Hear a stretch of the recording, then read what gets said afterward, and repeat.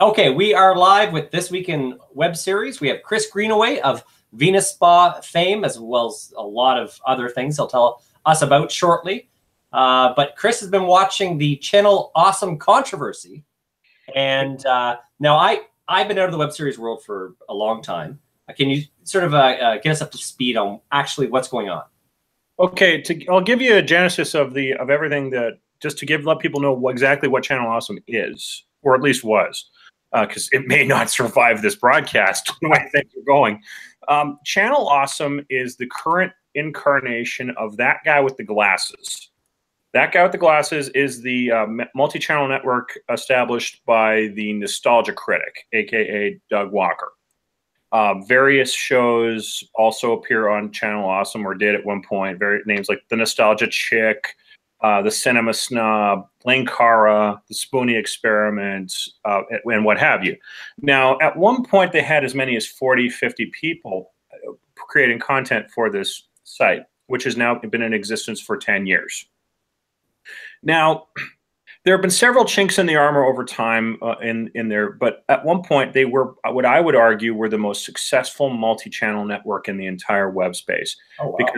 because they kept it small, and they were able to, and everybody was able to do cameos with each other, and it really enhanced just about, I don't think there's very many people in the history of the first 4 or 5 years of Channel Awesome that didn't benefit in some fashion from being part of it. Unlike other multi-channel networks where very few people benefit because they'll have as many as 5,000 to 10,000 partners, these guys kept it small, and it really added to the success of the overall brand, and that of the Nostalgia Critic himself, of course.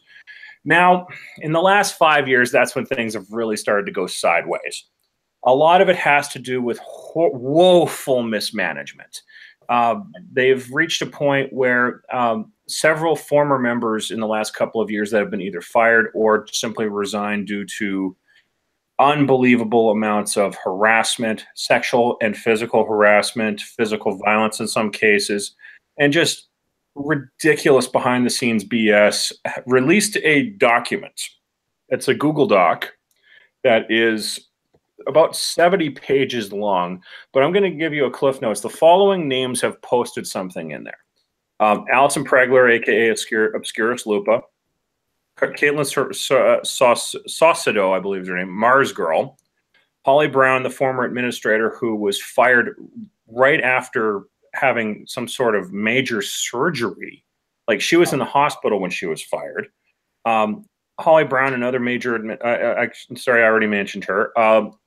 Let's see, Suede, Jesu Otaku, Nerd to the Third Power, Bensdale, Renegade Cut, Epic Fail, Fool Fanatic, Animerica, Lindsay Ellis, aka the Nostalgia Chick, who left right around the time Obscurus Lupa was fired because she was 15 minutes late to a Skype call.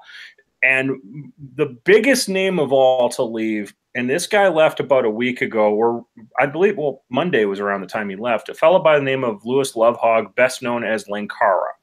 Now, Linkara was arguably the most loyal part of Channel Awesome. This is a guy that you knew was going to be, you know, moving the deck chairs around on the Titanic. But even he's gone now. That is how bad this got. However, you think that's bad. You see, this document resulted in a hashtag known as Change the Channel.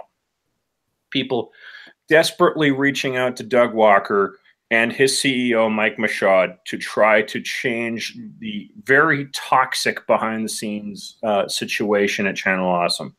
Now, that was the first blow. That was really the iceberg hitting the Titanic. But what happened next is absolutely mind-blowing. Right. What happened next was Mike Michaud, the CEO of Channel Awesome, he kind of inherited the job because Doug and Rob Walker and the early partners of that guy with the glasses were so busy with their content that they didn't want to actually run or do administration for the site. Now, so Michaud, who also owns the name Nostalgia Critic, which is the sole reason why Doug Walker is still there, released a statement on Thursday. And in this statement, he infamously said, "We are very sorry you feel this way," to everyone filing grievances against them. And it was one of the most arrogant examples of doubling down that we have yet seen in the web space. And we have, Travis and I, we have covered many instances of complete implosions from the end of the streamies to what we're seeing now. Nothing touches this. And the result of that today has been, I'm going to count all the people that have quit. 1, 2, 3, 4, 5, 6, 7, 8 have quit in the last hour and a half, 2 hours alone. Oh, wow. That's crazy. They have, actually, the ones that have left since the double down. Now, when they leave, Channel Awesome owns their channel. They have the rights to it. No, they don't. Only a few select channels. Okay. Did that happen? And that was very early in their history. I believe Obscurus Lupa was one of the few, at least as far as I know. If she's out there, please correct me on what happened there. And because I'm foggy on that one, but I do know that immediately after she left, she never used the name Obscurus Lupa except on her Twitter handle again. The big one that lost their name was Lindsay Ellis, who was the Nostalgia Chick. Now, the reason for that was she won a contest to become the Nostalgia Chick. So that was a character that the channel had owned before she came into play. So that was probably the biggest one in terms of people losing their name, but it was never hers to begin with. Aside from that, not really. Everybody else seems to pretty much own their own names. Now, is it like an umbrella sort of corporation type thing where it's like a machinima where they get a cut of your royalties? Not really. It was always a very loose situation. They had everybody got their own money back when they were in the Blip ecosystem. Mm-hmm. Now, you basically, if you joined Channel Awesome, you got free entrance into Blip. Because as you had to go jump through a bunch of hoops and basically do pitch meetings to get into Blip back when they existed. But Nostalgia Critic made it a lot easier for people to get into Blip. Now, are these the last legs of Blip? Because Blip hasn't been around for a while. Basically, from what I recall, there was a weird gray area right when Blip imploded because Maker kind of absorbed the Nostalgia Critic for a grand total of about 3 months before he went running back to YouTube. And after they went back to YouTube, Blip's purchasing and dismantling pretty much set the wheels in motion for what you're seeing right now. Because you see, if you left the Nostalgia Critic, unless you were a huge name like Spoonie, who at the time had a ridiculous number of subs and a most rabid fan base I've ever seen, if you didn't have that, chances are you were going to find yourself dropped from Blip very soon because your numbers were too low.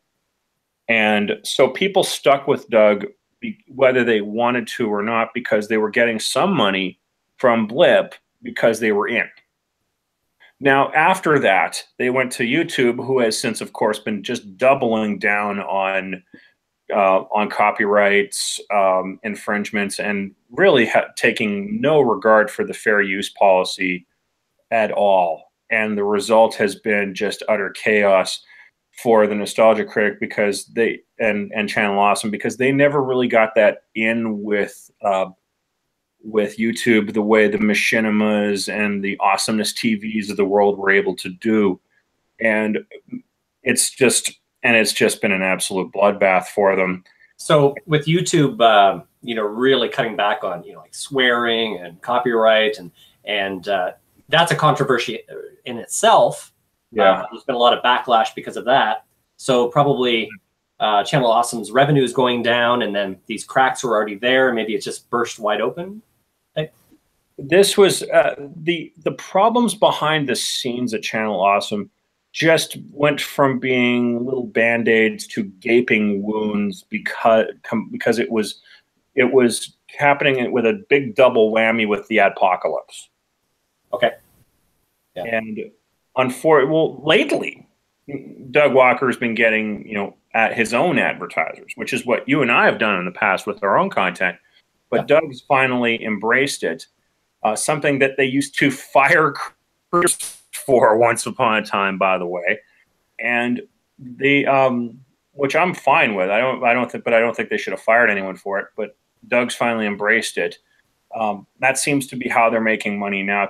And oh, by the way, they're also getting a lot of money through Patreon.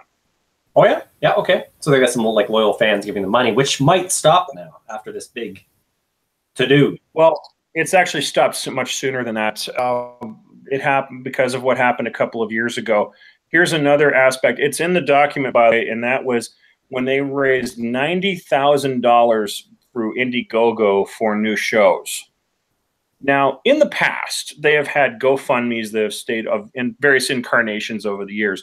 A lot of it to make a war chest so they could fly people in, that are part of the channel into Chicago or wherever else that they shoot their collaboration videos. And so people in the case of Obscurus Lupa, she's in Phoenix, or in the case of like Phalis, before he and Lupa got together, he was in, I believe, Toronto. I don't remember where, but he's from Southern Ontario. I know that much. And he would fly down to Chicago or other places. And Spoonie was from, I believe, Tucson, Arizona, and there was a few others all over the country. Part of that, and of course, Channel Awesome was very big on collaborations. So why? To build up all their channels. Like basically, they used to call him Doug Walker and his army of super critics because that's how they were treated. They were all huge. That was the point. You weren't there unless you were somebody. So they had this war chest that they had over the years where they flew people around. Nobody got paid. Oh, by the way, I forgot before I go any further on that. Every year they used to make a anniversary movie, and everyone would get flown into Chicago, stay in hotels, and they would film these anniversary films. That was also part of this war chest they'd accumulated. Now, when the advent of Indiegogo happened, they decided to have a massive campaign to raise money for new shows. They had a list of ideas they threw up and said, "Look, guys, we need a war chest so we can create new content and this and that." Well, nothing happened for 2 years. So they had over $90,000 and did absolutely nothing. And so much so that they were investigated by Indiegogo and nearly given a lifetime ban for it. Oh, wow. So they didn't do anything. They just kept the money. Yes, until this happened. Then they put out a game show. And it was bad. Gloriously bad. At like $90 of the 90,000. Yes, it was called Pop Quiz Hot Shot. Look that up on YouTube. You will find it. They've got 12 episodes up, including a pilot that looks like the whole set was made of cardboard. Now I will say this: Pop Quiz Hot Shot, which is a reference to a line that Dennis Hopper used in the movie Speed when he would call Keanu, go, "Pop Quiz Hot Shot." Now, but the first episode is gloriously bad, and apparently they reshot it like 18 times.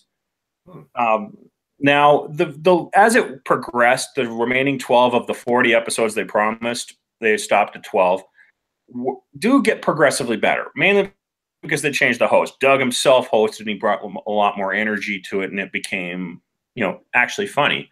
But the production values were still horrible, and you're still thinking to yourself, they spent $90,000 on this. I mean, Travis, to give people a little bit of perspective here, you did Spell Fury on and off for 10 years now? 9 years? Yeah, about that. Yeah, I haven't I shot anything in probably the last 5 years, but started in 2000. Well, you've been releasing stuff sporadically. Yeah. Now, if you combine the amount of stuff you have done in the last decade and the amount of stuff I've done in the last decade, including multiple feature films, I guarantee you that our budgets put together don't come up to that much money. You're right. I'd back that up. Big time. I mean, Venus Spa over 3 seasons, I spent 10 grand. Yeah. Now, and our production values were actually better than this game show. I got you. It was. Yeah, most of my stuff was on gear and costumes, but yeah, it wasn't much at all. Like 90,000 just seems like $1 million to someone shooting a web series or a movie, independent movie. So but you get what I'm saying is that we were pretty good with our money, and these guys went and raised all this money from their massive fan base and basically rewarded them with garbage. Yeah. And it was it's not as bad as Spoonie's scam, where he was making $5,000 a month from his Patreon and not releasing any content at all. Oh, really? So it wasn't he just released. You didn't get the money when an episode was released. It was just a monthly payment without. He made big promises and he didn't deliver on any of them. Oh, I didn't know about that. I liked him back in the day. I haven't watched his stuff in a long time, but so, yeah, a big negative thing because of that. Oh, he went from 5,000 a month to around 500 is what he's up to now, or down to now. Again, like after 2 years, he put out one short video for Patreon and said, "I kept you waiting, didn't I?" And that was all that the video was. Oh my God. Now he does live streams on Twitch, and that's really it. So he doesn't do videos anymore for YouTube? He hasn't put out anything other than just releasing his live streams from previous weeks in several years. So he's sort of phoning it in. Well, he's been phoning it in for 5 years, 6 years, but ever since he won the best YouTube star or something like that on Mashable, on the Mashable Awards, he has gone straight south ever since. Oh, just combination of massive ego and I don't know what else. I mean, it was one of his meltdown is one of the great cautionary tales in the history of YouTube, really. But until the Nostalgia Critic and the fall of Channel Awesome, which has put Spoonie's personal meltdown to shame. It is. I'm looking at they just added a couple more names to the Who Has Left Channel Awesome body count since we started.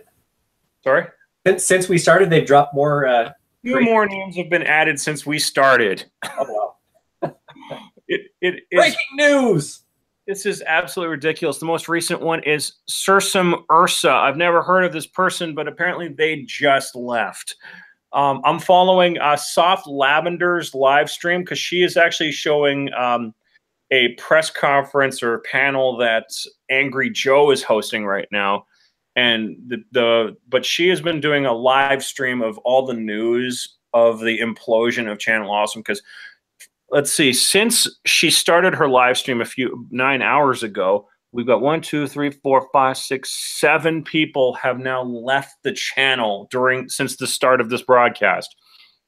And now, what were they at originally, subscribers wise, before this big backlash? I don't remember what their sub count was. It was definitely in the 6-figure range, but I know they've lost. We've got a tracker on here that has been shown every time a milestone drop has occurred. They've posted it. The most recent one was about an hour and a half ago where they had lost over 30,000 today. This thing we're watching the Hindenburg go up is what we're seeing right now. Yeah. Yeah.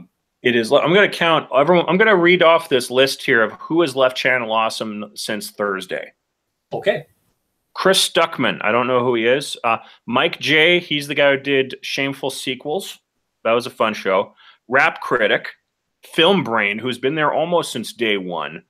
Tony Goldmark, I don't know who he is. Todd in the Shadows, who's probably the most popular current critic, up until at least until today, on Channel Awesome. He does pop music reviews and one-hit wonder reviews, among others. He's just very high quality, always very consistent, and is very thorough in terms of his knowledge. Very good show, fun gimmick. Link Hara, also there since day one. His show is atop the fourth wall. He also does the amazing History of the Power Rangers series. Very comprehensive, very talented guy. Also very, very loyal to Channel Awesome, but more, as he said, more loyal to his fans. And he just lost all respect for them and left. When he left, oh my God, that was a moment where you're like, yeah, they're dead. Horror Guru, gone. SF Debris, Sci-Fi Debris, gone. Diamanda Hagen, gone. Suede, gone. Nash, everybody loved Nash. He wasn't a big star with them, but he collabed with everybody and was just an all-around lovable guy. He left today. Rocked, the rock critic, gone. Dom, or the Dom as he's often called, gone. Kaluna Reviews, gone. And now this one shocked everyone following this. The entire Change the Channel movement was just rocked by this. Last Angry Geek left 2 hours ago. Nage left, and then Sursum Urso was the most recent to go. Just all they have left in terms of name creators, they went from about 50 creators to 16, which is where they're actually now they're down to 15 after Sursum left. The only name reviewers that are left that have their own fan bases on this channel are, other than Doug Walker, the nostalgia critic himself, Brad Jones, the cinema snob, and Angry Joe. Those are the only name guys they've got left. The rest have either only been around for about a year or two or just joined them very recently. It's now, explain to me how it works again. So let's say I'm part of Channel Awesome. Thankfully, I'm not right now. Okay. But so I have my YouTube channel, T-Bone Pearson, and there's Channel Awesome. And so do I give them the episode to put up on their channel? Or you can, and then you also put up your own. I'm gonna go over to their channel now because it's actually been a while since I've been there. I'm gonna check them out. What we got here?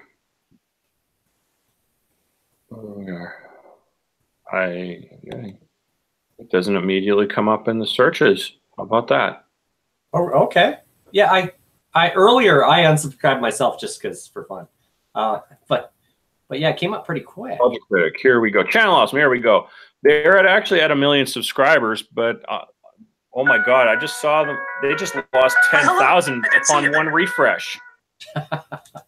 No, they've lost 10. I refreshed it once just as soon as I went on it, and they lost 10,000 already. That's crazy. So everyone's talking about it, not just us. Oh, it's. I don't think anyone on YouTube's talking about anything else. Here we go. I'm looking at their video channel right now, and it appears there's a handful of shows that do upload directly to there, but not that many.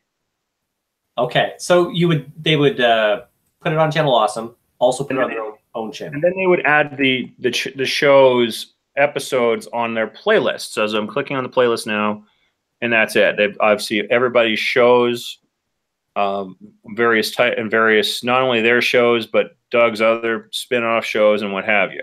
Okay, yeah, looks like that's how they've got 2,207 videos on their channel. Yep. And let's see. They are at what?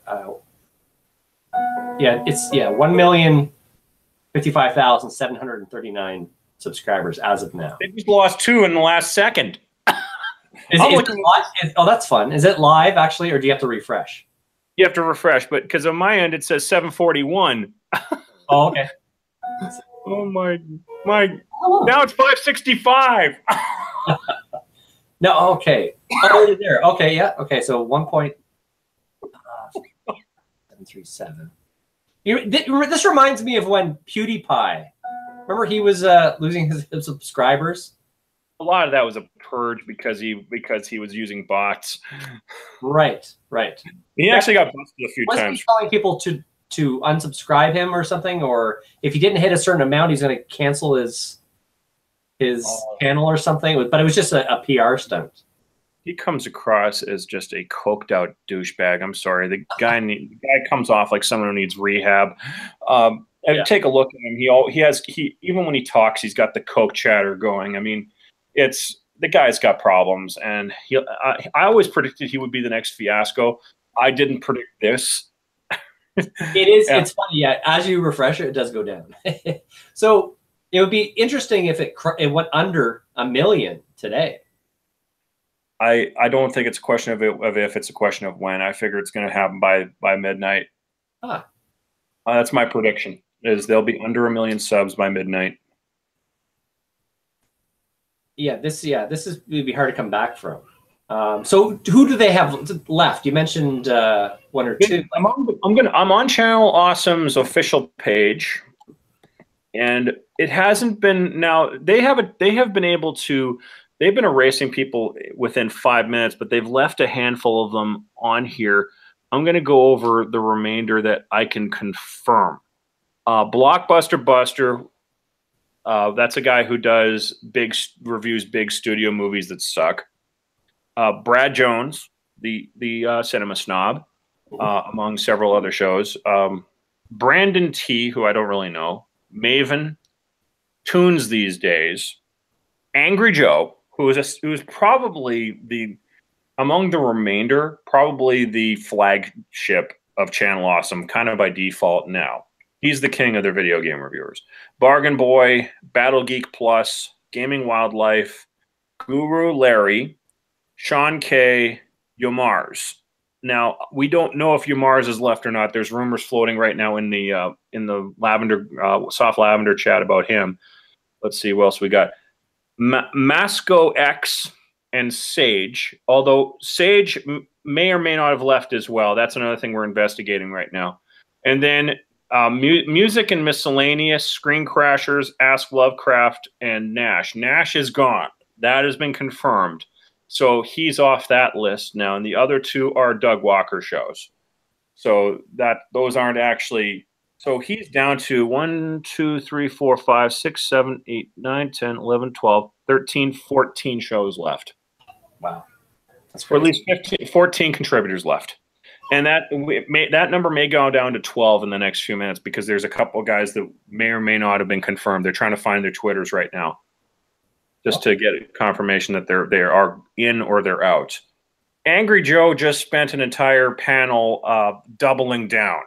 Everybody else that everyone's left is an asshole. Everyone who's left is bitter, yada yada yada. Or they're cowards. He's just that chat just raked him over the coals for that. And yeah, the doubling, you don't double down when you're having this caliber of an implosion. Right. I've never seen anything like this. Not a wise move. No, certainly not to the level in which they're doing it. Doug Walker is at a convention as we speak, and some guy was doing a live tweet of his conversation with Doug. And Doug said he can't talk about it at this time, but when he does come out, speak out soon, it will be to tell everyone how awesome a boss Mike Michaud is, who is the catalyst for all of these problems. Sexual harassment, physical harassment, all of that stuff starts and finishes directly with him. And it is, I think he said that mainly because the man owns his name. I don't know how the hell that happened. I really don't. It just blows the mind that anyone would sell their name to someone that doesn't do anything. Yeah. Mike Michaud did not financially back this. Doug did. But somehow Mike Michaud has absolute power over Channel Awesome. There are no shareholders. There are no stakeholders like they claimed in their double down statement. It is at one point. What really, really bothers me the most about this is at one time these guys were actually thought to be the most successful multi-channel network of them all. Mm-hmm. They did it. They seem to do it the right way. Again, now the one thing to mention about Channel Awesome, they always paid for their contributors' plane rides and hotels to collab with other members of the channel. That was always part of the gig. But weren't they using the fans' money to do it though? Yes, they were. But I don't think any fan was complaining about the fact that this was financing the big collabs. So if, Nostalgia Chick does a crossover with Obscurus Lupa and or Phaelus or Cinema Snob or Spoonie. That was something that because everyone's fans would all be together. Like so-and-so is working with this guy and they're working with this guy. And it really helped enhance everybody's profile. And it made it more of a community experience.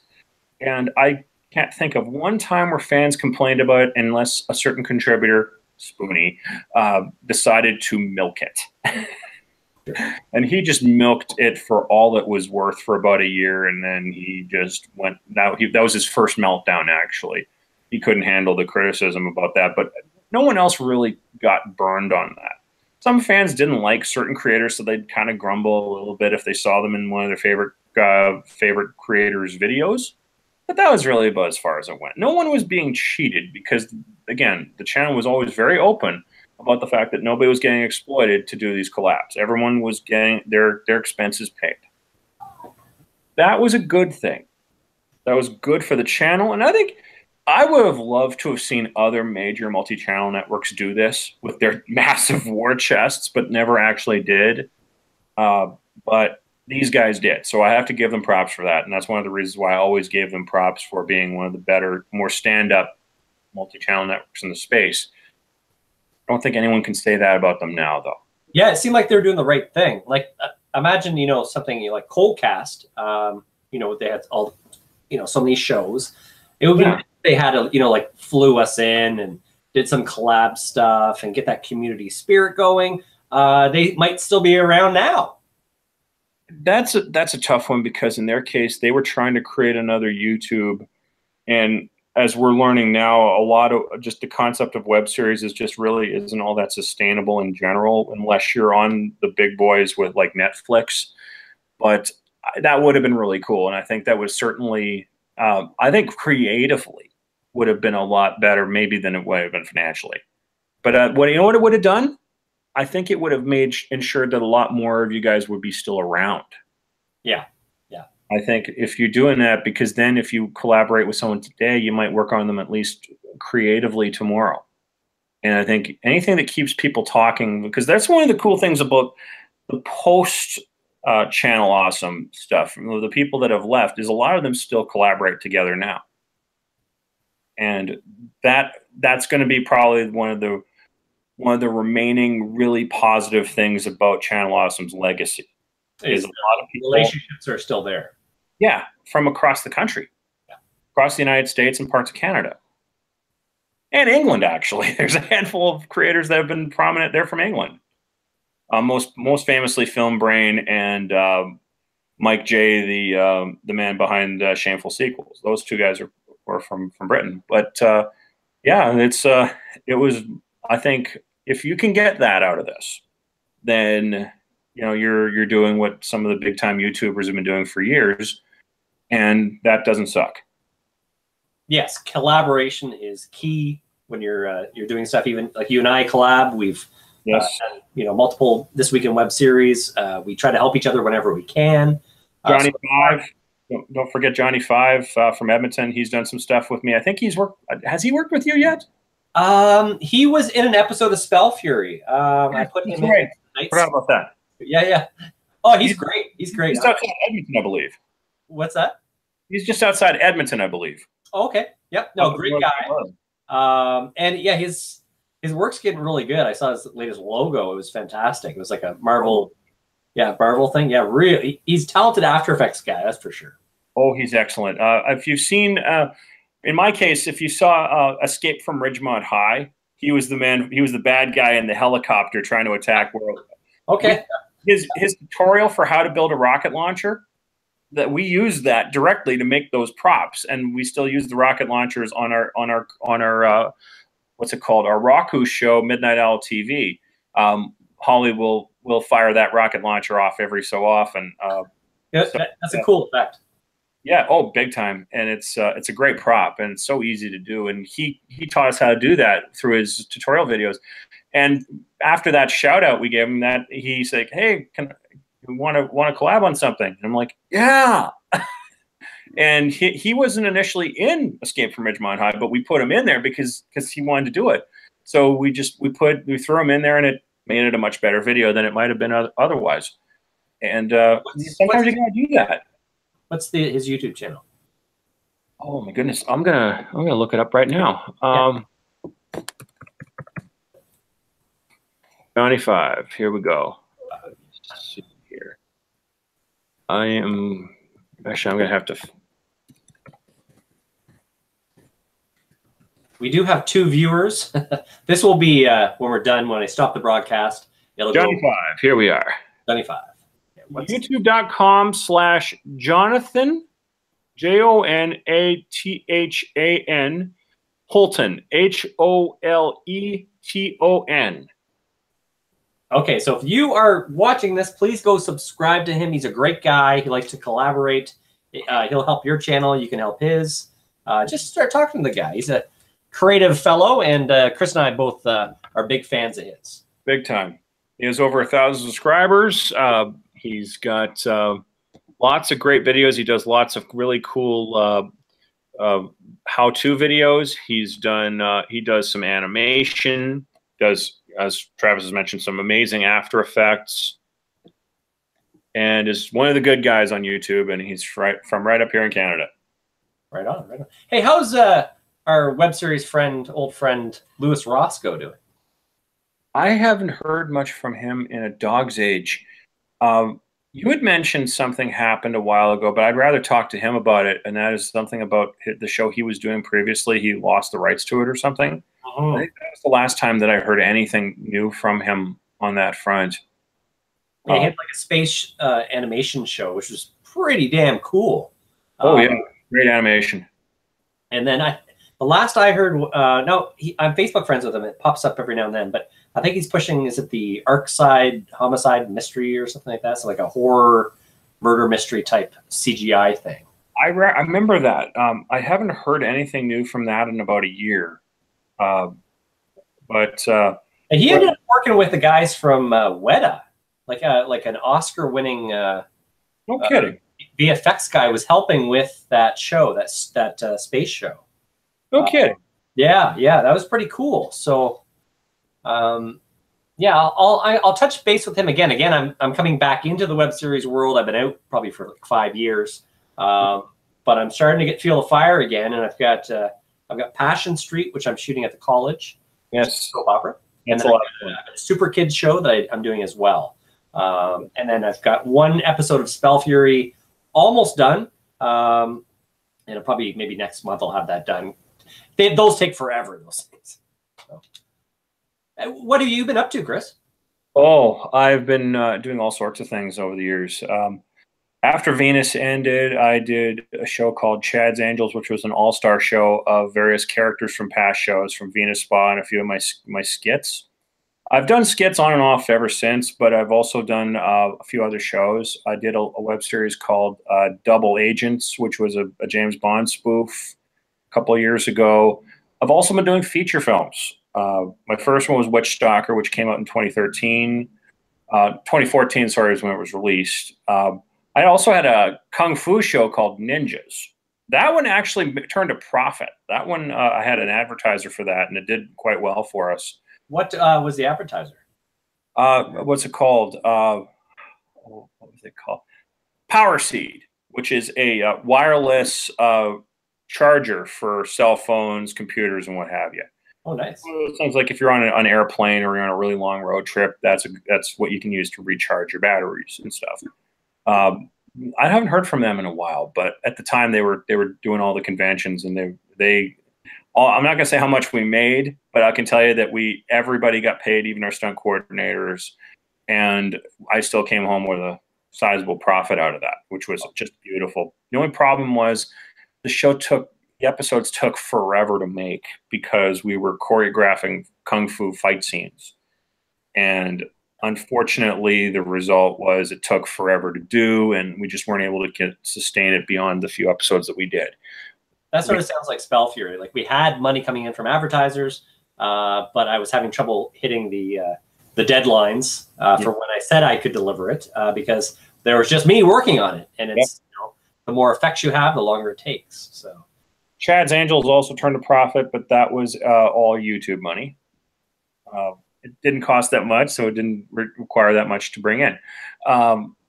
Then I've been also making feature films when I haven't been making web series. I did what's it called? Witch Stalker with Scream Queen Debbie Rochon. That one makes some money on and off.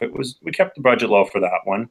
Then a couple of years ago, I made a slasher movie called Hot Tub Party Massacre, which happened right after we did Double Agents. And that one turned a profit. That one is in distribution with SRS Cinema, and it's done well when we've done theater screenings here in other parts of Manitoba. And we're currently in pre-production for a new movie called Death Sisters. That's going to be witchcraft, a little bit of weird science, a little bit of Nightmare Sisters, a little bit of the witchcraft franchise, and it's going to be a lot of fun. We hope to be doing production for that in the summer. Meanwhile, I've also embraced a new, it's not that new, but it's new enough that it's still a bit of a Wild West situation, and that is Roku. Roku is a box that you can buy this is really for cord cutters, folks. You buy one of these at Best Buy or at Walmart for $50 or so. Not bad. And you can get There are paid channels, like you get access to Netflix, you get access. I have the NHL network on there, and there's tons of free channels where you can watch on-demand movies or live streaming channels. And one of them is a channel with over 1 million subscribers called B Movie TV. Now, I have a show on that channel called what's it called? Midnight Owl TV, where we have a sexy female host named Holly J. Fox, who it's like if we Canadians don't really remember the show all that well, but Americans definitely have fond memories of Up All Night with Rhonda Shear, where she would watch really goofy screwball comedies from the 70s and 80s. And this show kind of follows in that tradition. We do like not the Porkies of the world, but the B movie imitators of Porkies, and such classics as Hollywood Hot Tubs and the likes. And she does host segments on 3 different parts of the show, and we do some comedy skits related to the movies that we were watching. And it's been a lot of fun. We got about between 10 and 12,000 viewers every Friday night watching. Wow, man, that's awesome. Oh yeah, it's live streaming, so you can, if you missed the 10 o'clock screening of it, you missed it. Okay. But we do post the host segments on YouTube. Every single host segment for the first 16 episodes of the show, which was the entire first season, are available on the Super Funky 2012 YouTube channel. So you can watch the entire episodes on there? No, not the movies. Okay. We had the rights to use them on that television channel, but we couldn't get the rights to use them on our own YouTube channel. But we do own the rights to our own host segments. And that's every Friday? Every Friday night on B Movie TV. They're currently airing the reruns because we're between seasons right now, but we're shooting the second season as we speak. Okay, and that's on the Roku or what? Roku box. Roku.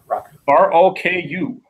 Okay. And you can. What happens on Roku is you plug it in, and you have to put your internet access password into the computer or onto the. You use a remote control to do this to type everything in. And then once you put your password in there, it directly connects to your internet connection, and that gives you full access. I should buy one just to because I want to watch the show. Oh yeah, it's a great pickup. It's perfect for cord cutters. I watch the NHL network, so I watch the Jet games live on there when they're going on. They're going to the postseason for only the second time in the modern Jet history. So I'll be watching. I'll probably be downtown at the parties while that's going on. But generally, I watch hockey games on the NHL network, which you can buy through Roku. And if you go to the NHL.com website, you buy their television package, but then you use the password on Roku, and there you're off to the races watching on your big screen. Okay. I just signed up for Amazon Prime. Can I watch that on Roku? Yes, you can. Oh, good. You have to get the Amazon channel on Roku. Once you add that to your group, and then you put your password in, you're good to go. Yeah, $50. You can't go wrong with that. Same with Netflix. Same with Shudder. Same with CNN. You get all the big boys are on it. CBC hasn't embraced it yet. Really? You can watch CNN free on there? No, you have to have a password for their big to access the shows live. So you got to pay for it. Yes. Okay. So if you want to watch Anderson Cooper live, you got to pay for it. Now they have sound bites on there for free. The same stuff you can find on their website, but if you want to actually watch the network shows from the main network live as they're happening, you gotta pay. Oh, hey, okay. This is a little off topic. Whatever happened to Indie Intertube, which was a podcast that celebrated web series creators, and there was a bit of community building there. Oh my God. How much time have you got? No, I'm actually really curious. I was... I'll give you cliff notes. Okay. April Grant, a.k.a. Destiny, got elected to the IAW TV executive, and then she abandoned the show almost immediately after. Oh, okay. And ever since she left, because there's only 2 executives left in the IAW TV because they merged with some television organization no one's heard of, there's only 2 left now. So pretty much they all disappeared. So she's not part of the IAW TV anymore. If she's an actual member, you'd have to ask her. Okay. I don't know for sure, but I do know that she completely abandoned what she had built once she got on that executive. Well, that's too bad. I always liked her show, and it was very inspiring, and she would give tips and. I called this when it happened that she was going to do that, but that's for another discussion. Sure. Now, okay, what about IAWTV? Like, what's going on with them? Like you said, they're part of something called the caucus. They merged. What Tina Sesso Ward is pretty much the only executive left. She was the caretaker president when this went down. And they really, other than the most recent IAW TV awards that went down back in the fall, they don't really do much else anymore. Their relevance is thankfully gone. Okay. What about like Tube Filter? How well are they doing? Tube Filter's still around. Tube Filter's going to be around long after we're gone, even though their relevance isn't all that great either. But then again, they weren't really overtly relevant before anyway. They're around, and they'll be around in the future. I'm pretty sure the Streaming Awards are now no more. The last one was about, I don't remember when the last one was. That's how long it's been since they've really done anything of substance. I think they just kind of got lost in the shuffle with the Clark Productions on that one, and just found themselves pretty much without a home. Oh, okay. So how did that relationship go with Dick Clark? Dick died about a month after they went into that relationship, which put it all way up in the air. But they were able to get 2 streaming awards aired on VH1. Oh, Tyler Oakley hosted one of them. Oh God, was that painful? Yeah, they were pretty tough to watch, those shows. Well, these were reasonably well put together. Just the host sucked ass. But they're better than they were. They found a way to erase 2010. You can't find Streaming Awards 2010 anywhere anymore. Okay, it's like George Lucas streaking and then hugging Felicia Day in wearing nothing but his tiny jockey shorts while she was trying to make a speech. And all the other incidents, they're gone now. There's a couple of pictures left on the internet, but they found a way to completely freaking erase that debacle. It's like George Lucas with the Christmas special. Oh, he'll never be able to erase that. He'll never. I think the real reason why George Lucas hates that special is because it just showed the whole world that B. Arthur could kick Darth Vader's ass. It was like half an hour of just like Wookiees talking to each other. And oh my God, it was. Anyways, it's legendary in how bad it is, yeah. But it's fun bad. Now, if you're a new web series creator, what's out there for you for community or something like Indie InnerTube? I think from the sounds of things, at least from what I've seen lately, Twitch seems to be something that really works for people. Hell, I don't know if remember Charles Trippi is, right? Sounds familiar. He's a life caster. He does a new show every day on YouTube, but he's gone through 3 wives. His second wife was Allie Speed. Their wedding actually trended on Twitter. It was a massive event. Everyone loved Allie. He's replaced her with another girl named Allie. All 3 of his girlfriends / wives have all been named Allie, just different spelling. But Allie Speed became stuck to YouTube after she left Charles, and she's still very popular in her own right, but now she just does live streams on Twitch. She barely posts on YouTube anymore. There's a lot you're seeing that the shift from YouTube. Now, does YouTube own Twitch? No, they don't. Okay, who owns Twitch? I really don't know. I've never really looked into it because it's mainly for gamers. Yeah. Like Allie's live Twitch, she used to have a show called Drunk Gaming, where she and her brother would pretend to be drunk off their asses and try to play video games and react to them PewDiePie style while playing them.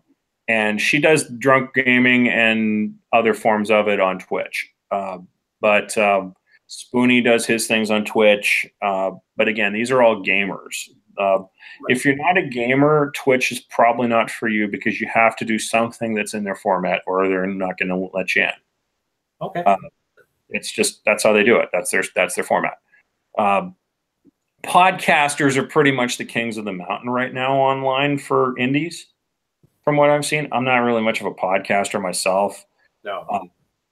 Wrestling channels tend to do pretty well on YouTube, mainly because they're wrestling. Wrestling has a fan base, and they're always going to have a fan base. So if you're doing things that are wrestling related, you're going to find an audience. So if you're talking about wrestling or what? Yeah. If you're just critiquing wrestling, the guys that do, like, they're the most popular one out there right now is a guy named Brian Zane.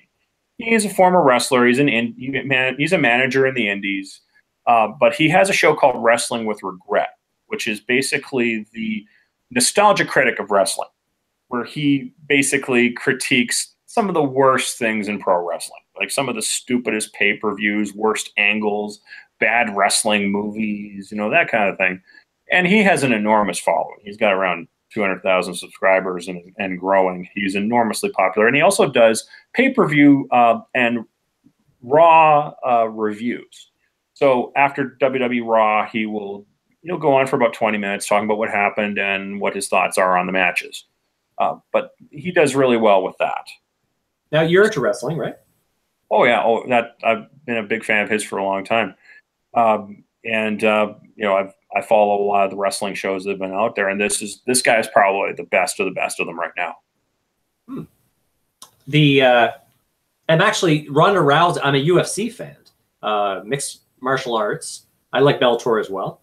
But Ronda Rousey, who's a huge star from UFC, has come over to WWE. So it's funny. I'm actually starting to get into wrestling a little bit. I used to when I was a kid. Heyman's going to be managing her. We got wrestlers that show up at Jet games on a regular basis that do the get loud on the video. Like Brock Lesnar regularly goes to games. He has a luxury box at the MTS Center because he's based in Saskatchewan. That's where he fights. Oh, okay. Cool. I'm obviously wilderness near Regina. Lesnar's in the UFC, and so it's those crossover stars. Oh yeah, big time.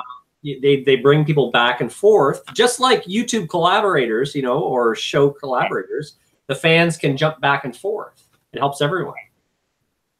And of course, Chris Jericho, being a very proud Winnipegger, will make appearances here on a regular basis. Like he was at the home opener, doing live videos on the big screen at the MTS Center, where he was seeking out Leaf fans. He found, because our home opener was against the Leafs, and there were a lot of fans wearing Leaf jerseys, and he'd walk right up to them, confront them, and let them know that they had just made the list. Right on. It was beautiful. And this was something that was ongoing. They were going back to him during the game, seeking people out in the concessions, in the bathroom. Sure. Oh, Jericho could read a phone book and be funny, but it was glorious, and that's been something the Jets have been doing the last couple of years. And they've added Brock Lesnar to the mix since he owns a luxury box in the MTS Center now. And actually, Sable was that's his wife, by the way, has made appearances at games a lot as well. So Winnipeg, of course, Winnipeg is a massive wrestling hub and always has been, dating back to the days of the AWA in the 60s and 70s. But it's great what the Jets have been doing there. So that's been fun. Have you ever thought of hiring a wrestler to be in your web series? I have. A lot of local guys have made it into my staff because I edit their television show. Okay, what's the name of the show? CWE, Canadian Wrestling Elite. Canadian Wrestling's Elite is the name of the wrestling company I edit for. Danny Duggan, Hotshot Danny Duggan, is the main guy that's appeared in a lot of my stuff. He also co-starred in Hot Tub Party Massacre. And we've Travis Cole's another one from our company that's been in my stuff as well. I'm not sure how many more I'm going to bring in over time, but it's been a regular thing that I've brought guys in. So not WWE guys, I can't afford that, but it's I was going to go to a show, a local show where they had some old WWE guys or WWF guys. Oh yeah, where I was going to try to approach them and try to get them to my show. But give it a try. Yeah, you never know. It's worth a shot. One of the things that I remember Destiny used to say a lot on the old Indie Intertube show was you want to bring names into your productions, hire soap stars. Right. Because they're generally far more available when they're on hiatus from their shows. one guy that we really, if we're going to be talking web series, is that we really need to acknowledge is a fellow by the name of Michael Caruso and his longtime collaborator, once on and off, Stevie Silverman. They have done several shows where they have worked with various soap stars, past and present. Michael Caruso did a show called Divinity for 4 seasons. Yeah, I remember that. Yeah. And then he did a show called Winterthorn. Currently, he's got an Amazon Prime show called Ladies of the Lake that just finished its 2nd season. He's gotten countless daytime Emmys for his work, from Divinity to Winterthorn to the current show. Steve Silverman's shows included Pretty and The Inn, and a little show called Club 5150, which is basically a show about mental patients. Both of these guys have had various soap stars on their shows. The first one was Denise Alexander from General Hospital, who was part of their boom period. Jeannie Francis, who was soap royalty. She was one half of Luke and Laura. They were both on Pretty. Then they had ladies like Kirsten Storms, who's a current mainstay on GH, on Winterthorn. They work with Martha Madison rather extensively. She's the main star and co-producer with them of Ladies of the Lake and Winterthorn. They've had several others, just too many to count at this point. I have to go over the list one of these days. They got Steve Silverman, and who Caruso collaborated with a little bit on Club 5150. They landed Deidre Hall, who was Marlena on Days of Our Lives. Oh, no way. I'm talking about soap royalty. Yeah, that's awesome. And the Mount Rushmore, yep, with Eric Braeden, Susan Lucci, and Tony Geary. Wow. But so they have been able to, and they've gotten more press for their shows than any of the LA bubble ever could dream of, mainly because they're constantly getting into Soap Opera Digest and CBS Soap Star. All these soap publications, Daytime Confidential online, which is one of the bigger ones on the internet, have gone absolutely gaga for their work. Some of it's been really, really high end, some of it not so much. But overall, they've always gotten great deals of coverage because they were able to land people of this magnitude. Now, where are they based out of? They're based out of LA, but they're among the outcasts in LA. They've never been even acknowledged by the bubble. What's that? Probably because they're part of the soap crowd, and soap stars for some reason have always been kind of treated like outcasts. Right. Hell, the daytime Emmys were created because the Emmys treated them like a redhead stepchild even back in the 60s and 70s. And there's, for some reason, there's this negative stigma surrounding being a soap star or soap writer or producer. And now, as we remember, if you recall, the LA bubble was always desperate to get on the A-list. Sure. Now, does the LA bubble exist now? Or there's not much left of it, no. There's not much, really. And very few from the bubble are even in business anymore, at least not in the web series space, many of which haven't worked since our time dealing with them. But Tube Filter is pretty much all that's left from it. Okay. Now, explain to someone who doesn't know what we're talking about what the LA bubble meant to web series back in the day. The LA bubble was basically a mixer clique that was very self-important, but at one time relatively powerful in the web series space, where they were able to make rather sizable names for themselves for a short period of time. Tube Filter was really the curator of this initially because they were the original meetups for web series creators. But as time went by, it got really, really toxic online, and some of them parlayed this into successful careers for a short period of time. But in the years since, this clique has long since dissipated because there's no platform for them anymore, and it doesn't really make a lot of money. That's right. Yes. Is there any like true success from like that period, or even now, like short term? What's that? Short term. Like some had successes for a very short period of time. Bernie Sue is probably the most successful. He was able to get multi-million-dollar series deals, and then those just imploded when the series didn't do well. I think the last one he did was Vanity, and that was his last hurrah, which was like 3 or 4 years ago. He did that through a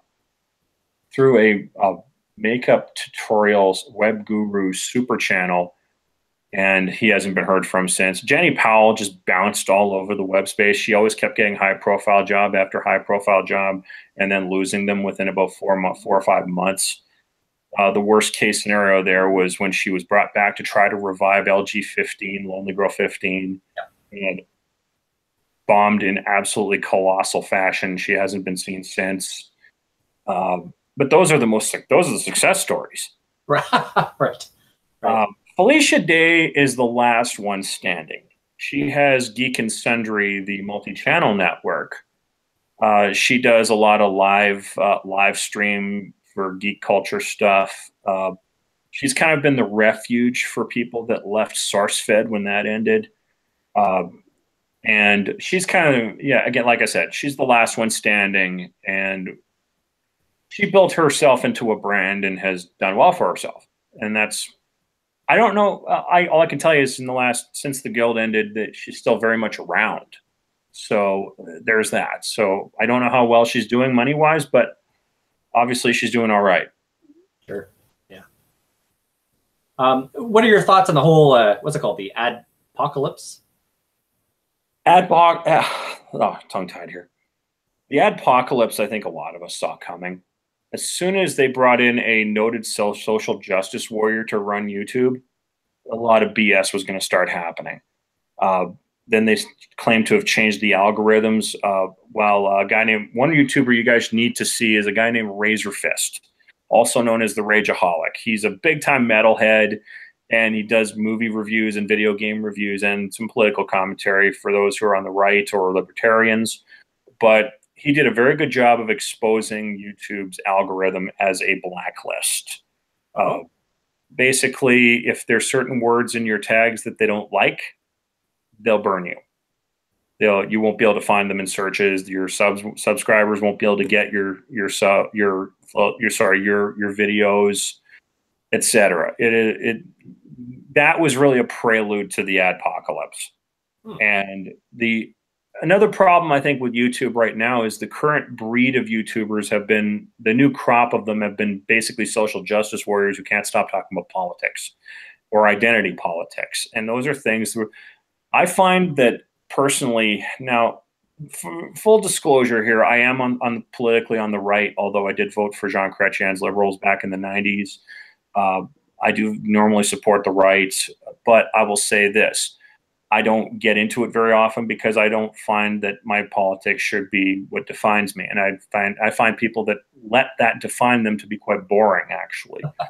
And if all you are is your pronoun or something like that, like this is the current, oh, like there's 100 genders, I'm a new gender every day, people like that. If that's all you are, or you have a rainbow flag on your shoulder and that's all you are, you're going to be boring. Because once I've heard your talking points in your life story, I never need to hear from you again, because I know that's all you're going to talk about. And so I believe that kind of stuff is just a joke, but those are the current stars on YouTube, are your SJW types. And that's something that is hurting YouTube more than they realize, is because they're the ones getting promoted, they're the ones getting the ad money, and everybody else is getting burned.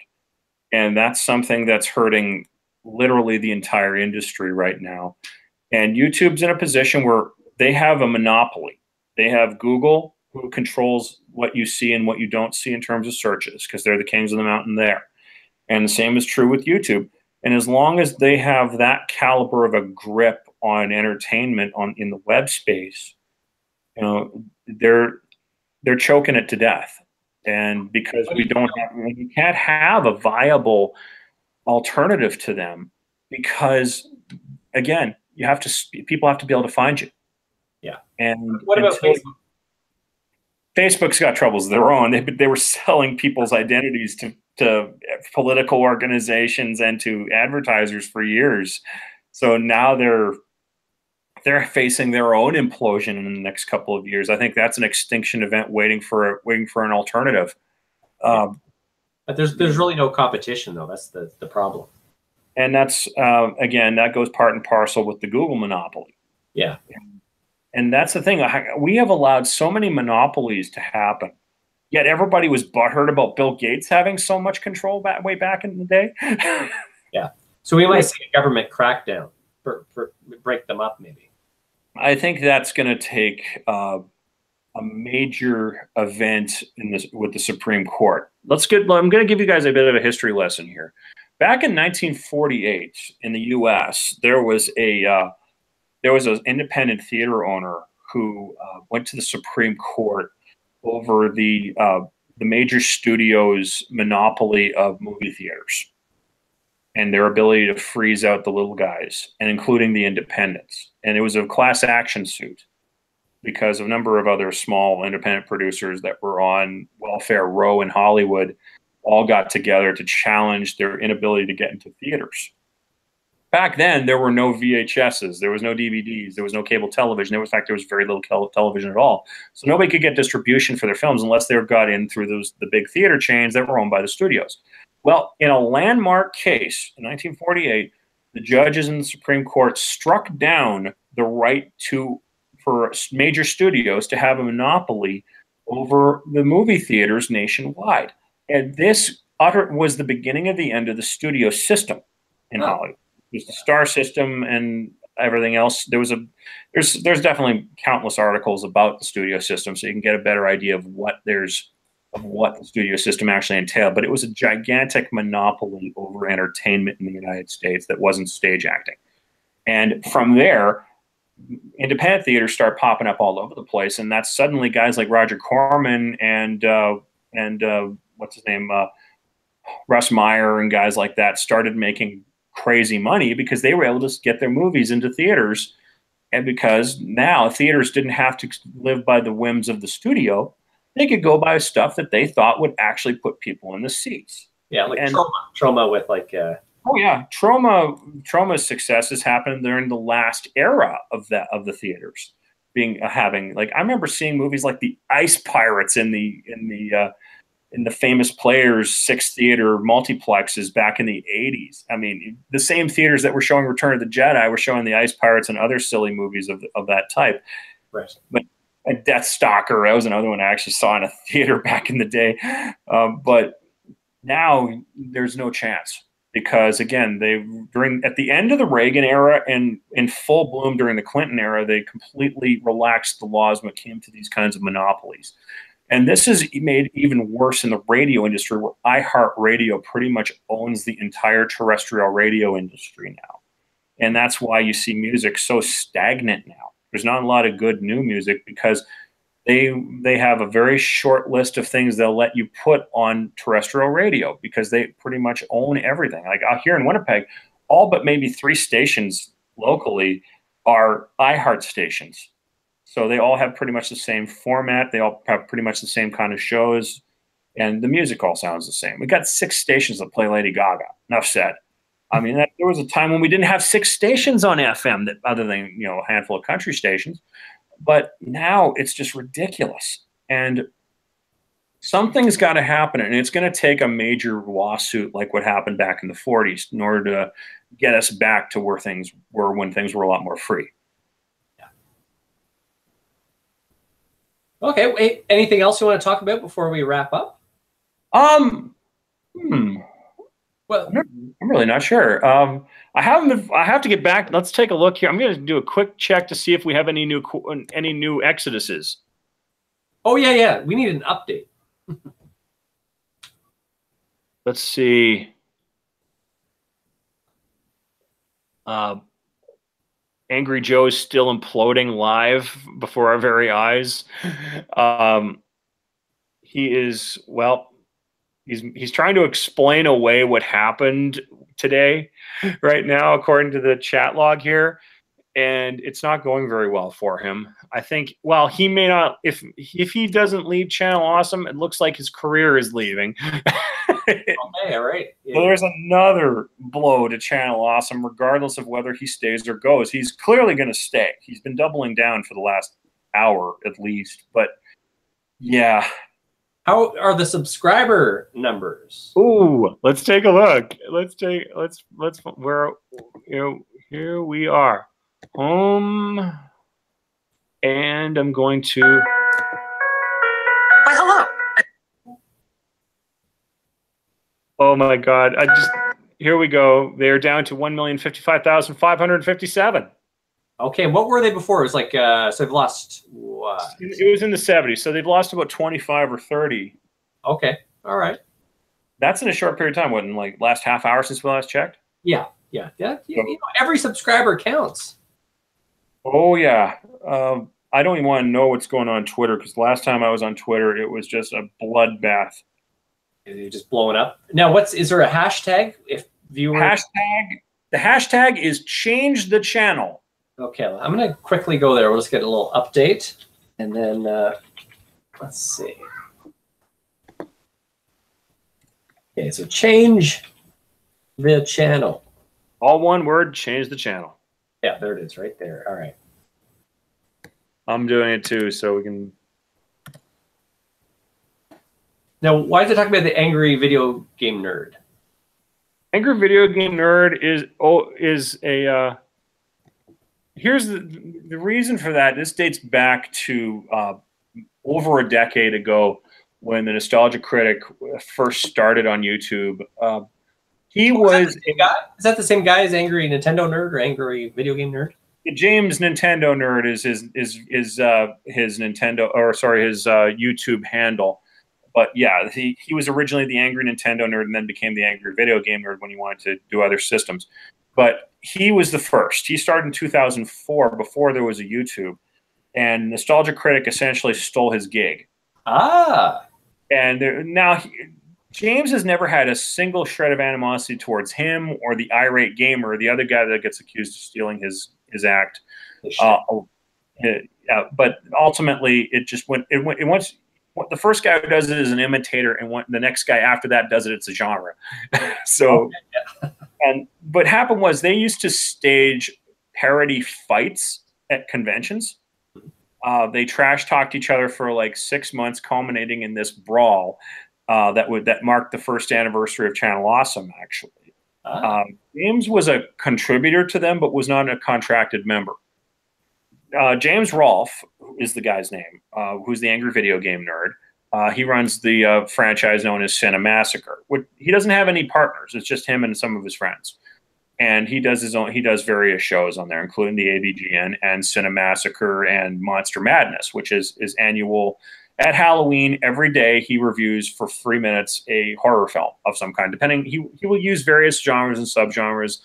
Like one year he did nothing but the worst movies he's ever seen. One year he did nothing but big scary monster movies like Godzilla and the likes. Another he did slasher movies, etc.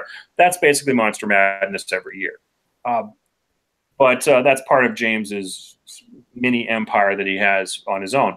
Now, there's always been people on the side of the Angry Video Game Nerd and people on the side of the Nostalgia Critic, no matter how many times they work together.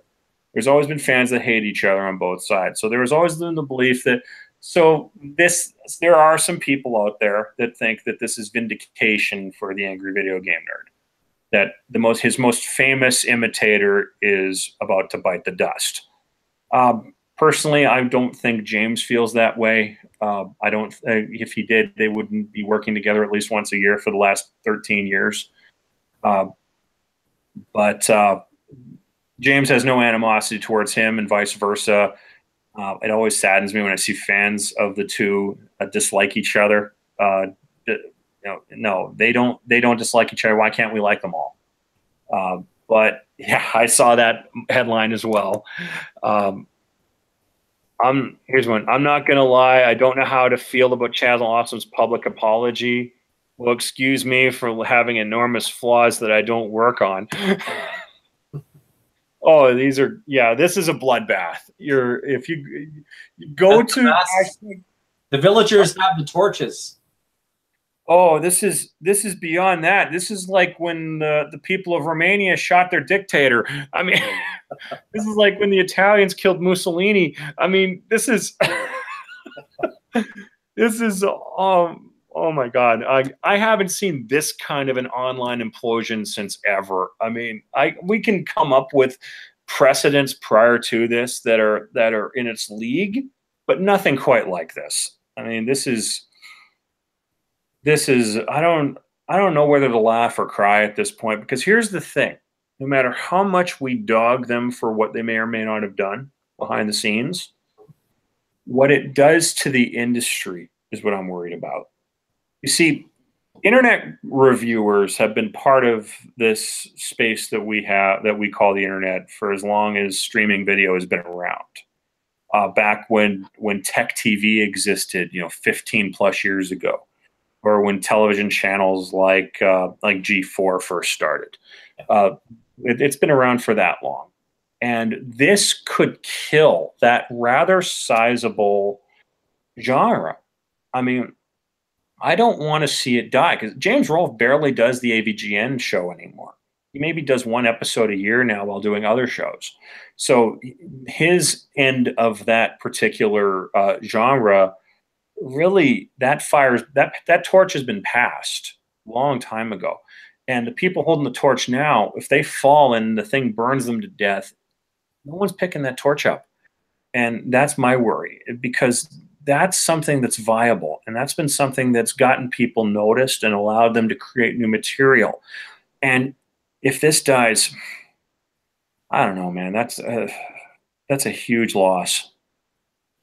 Sure. Yeah, they're independent. They're doing what they're passionate about, and for them, they're not bigwigs.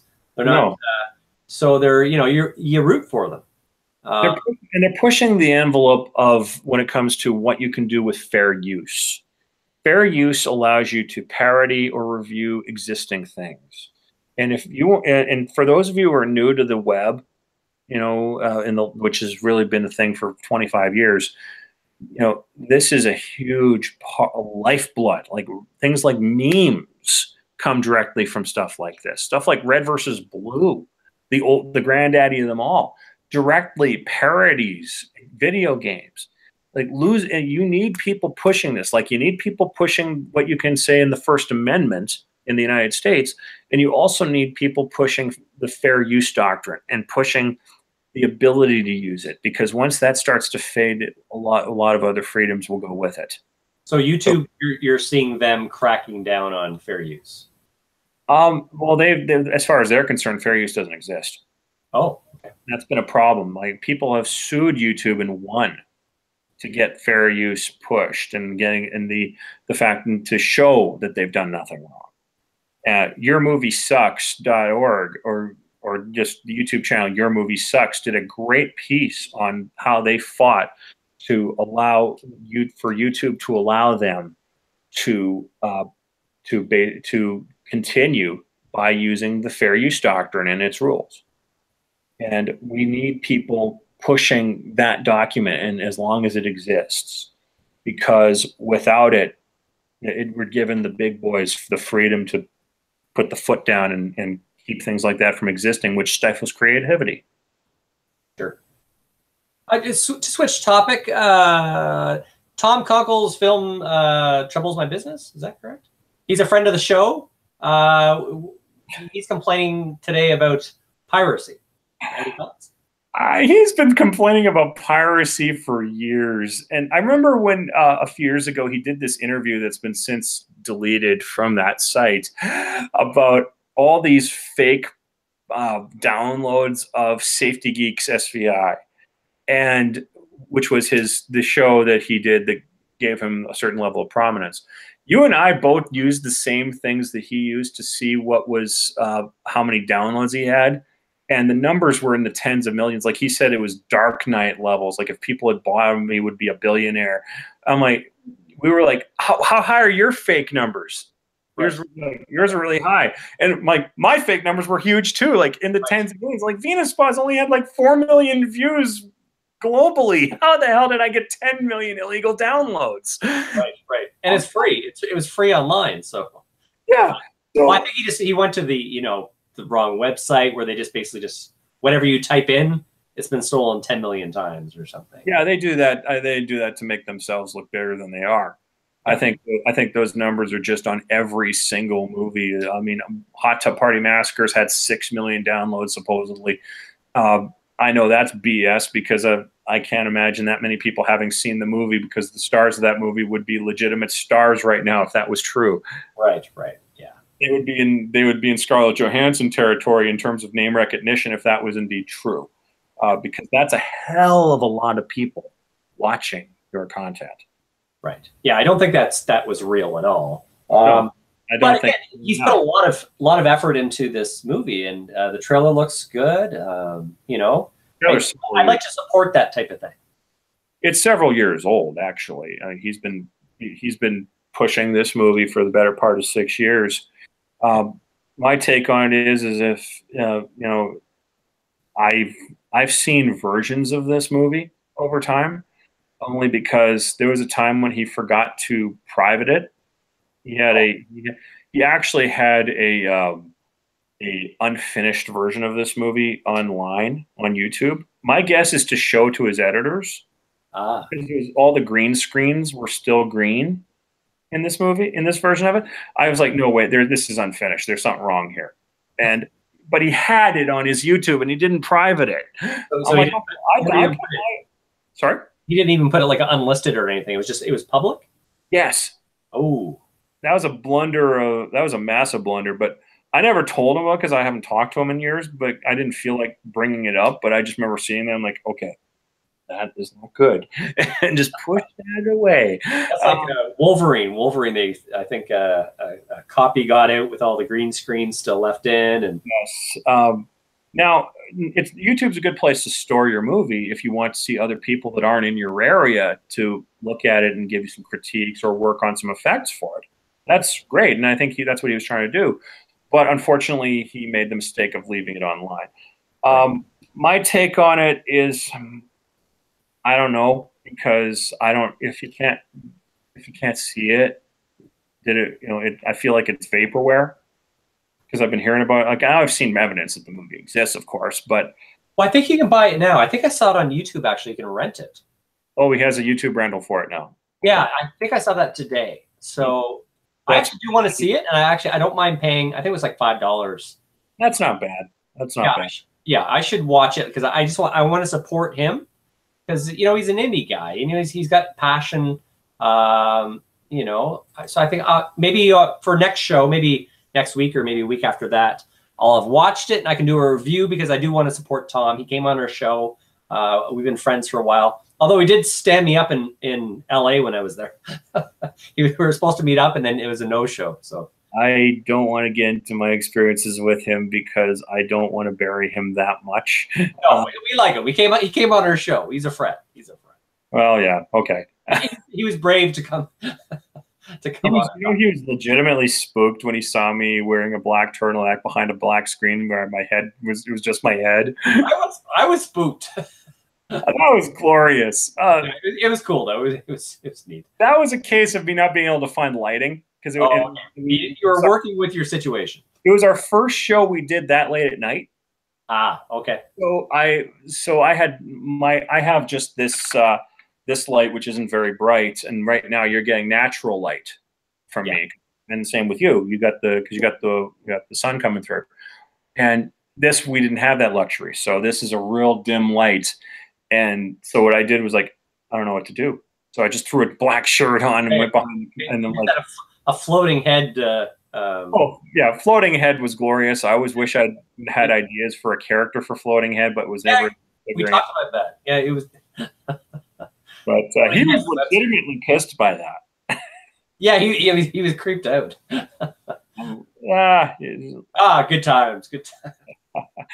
But yeah, I wish Tom did things that were relevant now for me to talk about. But and he was always giving up. That was always my issue with him, and that's always going to be a problem. I don't put up roadblocks. Don't see glass ceilings. Go out and just do what you're going to do and try to build something. That's really the best you can do. And if you're an independent, don't hope that somebody will discover you and make you a star. Go out and make something of yourself. And we're neither of us are getting any younger, but we're still doing it. And that's always a good thing. Yeah. Never give up. Keep fighting. Keep the fire alive. Keep creating. Big time. So I think that's a good time to end the show. Thank you so much for basically an education, because I haven't been in this world and I'm just learning. And hopefully my viewers are too. And Chris, now where can they find you? Okay. my main channel is youtube.com/superfunky2012, all one word. That's where I put a lot of my stuff. Another one I do is it's a 7-episode series I did called Double Agents a couple of years ago. youtube.com/doubleagents. And on Roku, be sure to subscribe to B Movie TV, which is a free channel on the Roku network. And on Friday nights at 10 o'clock, you'll see Midnight Owl TV, which is my current flagship series. I'm going to buy a Roku so I can watch that. Excellent. So yeah, and yeah, if you're watching, yeah, if you already have one, watch the show and let Chris know what you think. Big time. We're also on Facebook. Look for Midnight Owl TV on Facebook. We've got over 400 members. And be sure to subscribe to us on Twitter, twitter.com/MidnightOwlTV. Awesome. Thanks again. And I will talk to you soon. We should keep this going. That was fun. Absolutely. Thanks for having me. It's been a lot of fun. Awesome, man. Thanks, Chris. No problem.